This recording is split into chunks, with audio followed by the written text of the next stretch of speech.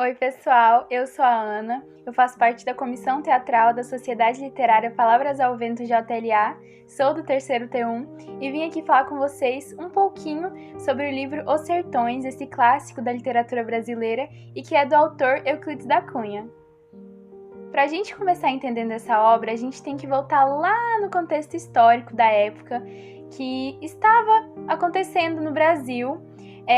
Foi uma época em que a República tinha acabado de ser, proclamada, o Brasil tinha deixado de ser uma monarquia e quem era o presidente era o Marechal Deodoro da Fonseca. O Brasil, nessa época, vivia um sistema de oligarquias, que os poderes, os presidentes, eram sempre ou de Minas Gerais ou de São Paulo, Então, eles combinavam. E tinha uma preferência muito grande pelas elites. As elites comandavam muito. E nessa época, o sertão da Bahia, a seca estava muito alta, tinha acabado de acontecer o fim da escravatura e os negros, eles não tinha acontecido um projeto social, uma política pública que incluísse eles na sociedade. Então, os negros, os indígenas, eles passavam por muita fome, eles não tinham moradia, não tinham emprego, então essas pessoas sofriam muito. E nesse contexto surge o chamado messianismo, que eram líderes religiosos que vinham e pregavam que seriam o salvador da pátria, que as pessoas tinham que segui-los e que eles salvariam essas pessoas de tudo isso que estava acontecendo. E uma dessas pessoas era o Antônio Conselheiro.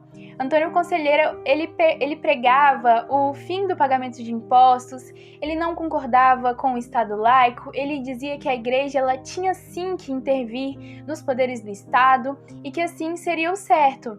Então, as pessoas, diante desse contexto de sofrimento, começaram a acreditar, começaram a segui-lo. E isso pode ser comparado aos dias atuais, que muitas pessoas acham que um político ele vai salvar o Brasil de tudo que está acontecendo, como se ele fosse o salvador, quando na verdade a gente sabe que isso não existe uma pessoa que vai salvar tudo, mas sim essa alternância de sair um presidente, entrar outro diferente, de ter vários partidos. Isso é uma democracia. E nessa época as pessoas elas estavam sendo influenciadas por causa de tudo que elas estavam sofrendo. Então elas começaram a seguir Antônio Conselheiro, e ele fundou uma cidade na fazenda de Canudos. Essa cidade se chamou Belo Monte e lá eles construíram nessa cidade e essas pessoas foram abrigadas lá. Elas tiveram moradia, tiveram terras para plantar e elas conseguiam comida, era tudo que elas estavam precisando. Só que, ao mesmo tempo que estava sendo bom para essas pessoas, o governo não estava gostando de nada, e nem a igreja, por causa que a igreja condenava o Antônio Conselheiro, falava que ele era um falso profeta, e o governo via ele como uma ameaça. E eles então só estavam esperando para poder ir lá e derrubar o cara. E o estopim da Guerra de Canudos aconteceu quando o Antônio Conselheiro queria construir uma igreja e já tinha encomendado as madeiras, mas por uma rixa antiga, o cara do dono, da madeireira não entregou e ele se revoltou, falou que iria lá buscar a força com os jagunços se ele não mandasse as madeiras de volta.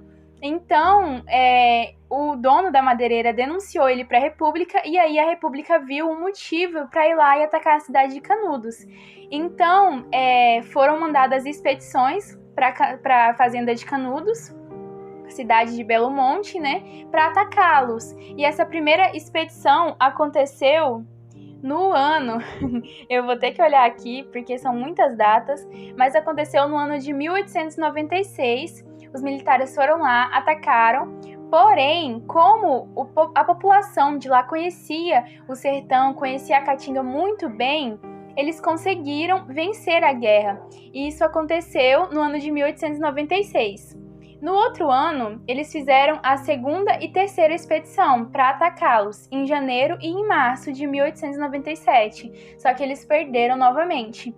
E na quarta expedição foi quando ganharam e derrotaram Antônio Conselheiro, eles mataram. E assim, foi uma destruição muito sangrenta.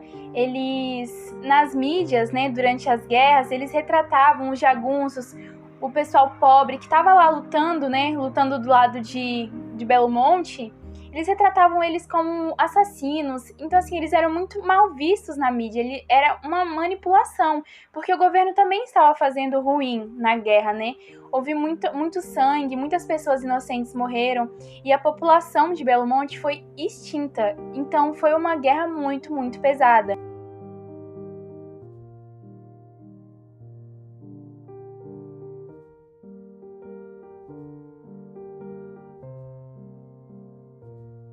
E diante desse contexto, dessa guerra, surge o livro Os Sertões. Euclides da Cunha, ele era um jornalista e escritor brasileiro formado. Ele tinha uma formação militar, então ele sabia muito bem descrever. E ele dividiu o livro Os Sertões em 3 partes: a terra, o homem e a luta.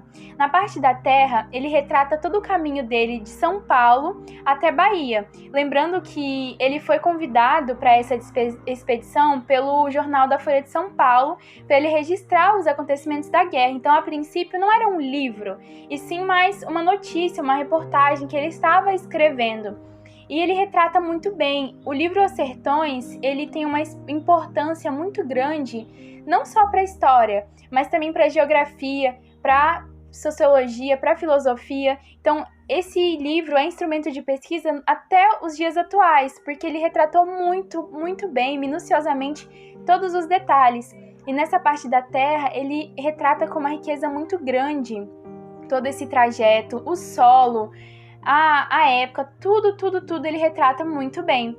E na parte do homem, quando ele fala do homem, né, do sertanejo, a gente tem aquela célebre frase dele, que ele diz que o sertanejo, ele é, se não antes de tudo, um forte. Apesar do Euclides da Cunha ter dito isso, nessa parte que ele fala sobre o homem, a gente tem umas problemáticas e umas questões raciais muito fortes. O Euclides da Cunha, ele deixa claro no começo do livro dele que as divisões das sub-raças brasileiras que ele se baseou, resumindo, são baseadas em 3 cientistas norte-americanos e que acreditavam que a população negra, os indígenas, eram inferiores. Então, em seu livro, ele basicamente classifica como 2 raças, a superior e a inferior. A superior seriam os brancos e a inferior seriam os indígenas e os negros. E Euclides da Cunha, ele era um escritor pré-modernista e acreditava no determinismo social, que é basicamente uma pessoa que é pobre, por exemplo, ela deve ser pobre pelo resto da vida por ela ter nascido assim. Então, ele acreditava nisso, apesar de achar que quando os navios negreiros vieram para o Brasil trazendo os escravos foi algo ruim, ele acreditava que os negros deveriam continuar sendo submissos e acreditava também que os indígenas foram salvos pelos jesuítas quando foram catequizados. Ele acreditava que os jesuítas tinham curado os selvagens da época. Então é uma problemática muito grande, porque a gente sabe que isso tem uma influência eurocêntrica. Então toda essa problemática tem as suas razões, né? Tem as suas questões. E no seu livro, Euclides da Cunha também fala muito que o pessoal do Sul era um pessoal forte e compara os jagunços como burro de cargas. Então a gente vê que isso não está certo. Por mais que essas pessoas não tenham um nível de escolaridade alto ou que tenham sido escravizadas, elas não merecem ser retratadas dessa maneira. Então, essa é uma questão que a gente tem que levar assim, em consideração. Essa é uma obra muito importante. Euclides da Cunha foi muito genial em escrevê-la, mas a gente tem que levar em consideração essa parte que a gente vê hoje em dia que não é certo. Não é certo de ser dita, não é certa de ser prosseguida para as próximas gerações. Porque essa é uma narrativa que a gente tem que acabar. A questão racial, o preconceito, não deve ser levado para frente. E na parte da luta, ele fala muito bem sobre essa luta, essa guerra de Canudos que teve na fazenda de Belo Monte. E é muito importante a gente ter conhecimento sobre o livro Os Sertões, porque ele é um clássico reconhecido mundialmente. E no ano de 2020, em Rondônia, foi vazado um documento de que essa obra seria proibida, porque ela não era boa para os estudantes e continha palavrões e coisas inadequadas. E a SEDUC se pronunciou e reviu que isso não iria acontecer, porque é uma obra muito importante, tanto para os vestibulares, é muito cobrado no Enem e faz uma importância muito grande, tem uma importância muito grande para a nossa construção social. Através do livro Os Sertões, a gente pode fazer muitas reflexões e perceber o quão é importante ter pessoas no governo que olhem para toda a população, porque muitas vezes, igual nessa época, eles preferenciavam a elite e os mais pobres, os negros, os indígenas, eles ficavam excluídos da sociedade. Então, essa revolta de Canudos, que é retratada no livro Os Sertões, ela é uma revolta popular e também com um cunho religioso, e a gente pode ter como lição de moral dessa história, para ela nunca ser esquecida, de que se talvez tivesse sentido lá no começo políticas públicas para incluir o negro, para incluir o indígena, acesso a uma reforma agrária, uma divisão de terras justas, talvez nada disso teria acontecido, muitas pessoas estariam vivas. Então são essas reflexões que a gente tem que levar para frente.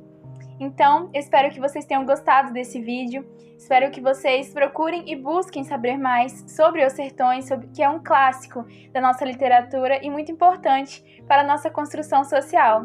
Eu fico por aqui e até mais. Um beijo no coração de vocês e boas leituras!